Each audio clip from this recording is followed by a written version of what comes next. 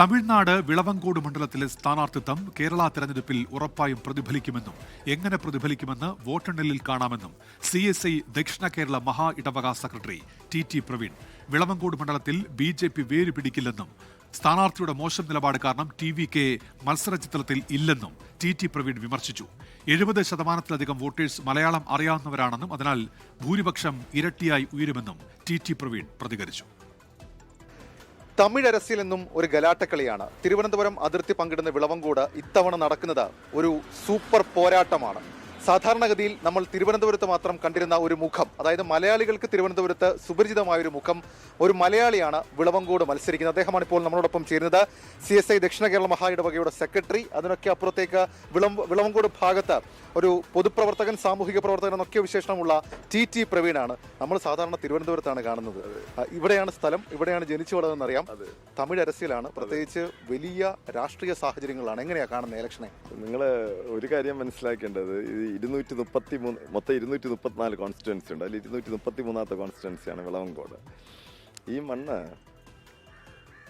സാധാരണക്കാരെയും എളിയവരെയും ഏഴകളുടെയും ഈ നടുത്തര വ്യവസായികളുടെ മണ്ണാണ് എന്ന് മാത്രവുമല്ല, ഇവിടെ 2,20,000 പേരുണ്ടെങ്കിൽ 2,20,000 പേരിൽ 2 ലക്ഷത്തോളം പേർ മലയാളം സംസാരിക്കുന്നവരാണ്. അതിൽ 1.5 ലക്ഷം പേര് മലയാളം എഴുതുന്നവരാണ്, പഠിക്കുന്നവരാണ്. അതേപോലെ വലിയ രാഷ്ട്രീയ നീക്കങ്ങൾ നടക്കുന്നുണ്ട്. TVK ഇവിടുത്തെ കാൻഡിഡേറ്റ് മൈക്കിൾ കുമാറാണ്. ഞാനിപ്പോൾ ഇവിടെ വന്നപ്പോൾ കണ്ടത് കുറച്ച് TVK ആളുകൾ ഇവിടേക്ക് വന്ന് നിങ്ങളോട് ഐക്യദാർഢ്യം പ്രകടിപ്പിക്കുന്നതാണ്. TVKയുടെ ഒരു മത്സരം എങ്ങനെയായിരിക്കും? ഇല്ല, TVK ഇവിടെ ഒരു മത്സര ചിത്രത്തിലുണ്ടെന്ന് ഞാൻ വിശ്വസിക്കുന്നില്ല. അതിനൊരു കാരണം, വിജയ് എന്ന നടനെ ഇവിടെയുള്ള ചെറുപ്പക്കാർക്കും നമ്മുടെ മക്കൾമാർക്കും ഒക്കെ ഇഷ്ടമാണ്. ഇപ്പം എൻ്റെ മകനും ഇഷ്ടമാണ്. ഇത് ദേവിയോട് പഞ്ചായത്തിൽ നിന്ന് മാത്രമാണ് ഇന്ന് 20ഓളം പിള്ളേർ ഇവിടെ വന്ന് ഐക്യദാർഢ്യം പ്രഖ്യാപിച്ചത്. ഇന്നലെ കൊഴുത്ര മുനിസിപ്പാലിറ്റിയിൽ നിന്ന് ഏകദേശം ഒരു 30ഓളം പേര് വന്ന് എന്നെ സമീപിച്ചു. ഞാൻ സന്തോഷം പറഞ്ഞു. ഞാനും ചോദിച്ചു അവരോട്, എന്തുകൊണ്ട് നിങ്ങൾ എൻ്റെ അടുത്ത് വരുന്നു?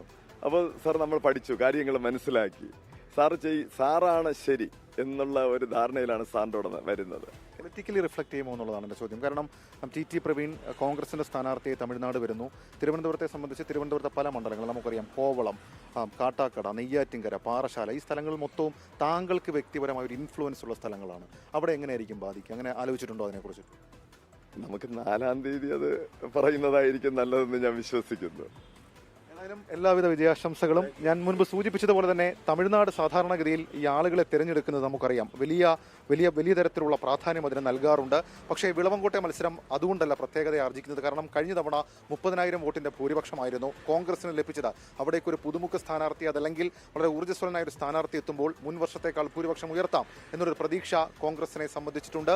തീപാറും ഈ പോരാട്ടം എന്നുള്ള കാര്യത്തിൽ തർക്കവുമില്ല. ക്യാമറാമാൻ ജിനുസ് രാജിനൊപ്പം ഷഫീദ് റാവുത്തർ, 24 തമിഴ്നാട്.